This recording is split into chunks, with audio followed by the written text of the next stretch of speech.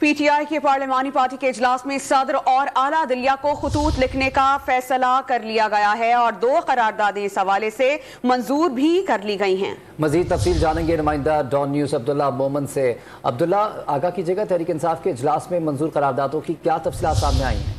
جی بالکل، پاکستان تحریک انصاف کے اعلیٰ سطحی پارلیمانی پارٹی اجلاس اب سے کچھ دیر قبل زمان پارک میں ختم ہوا۔ اجلاس میں متفقہ طور پر 2 قراردادیں پاس ہوئی۔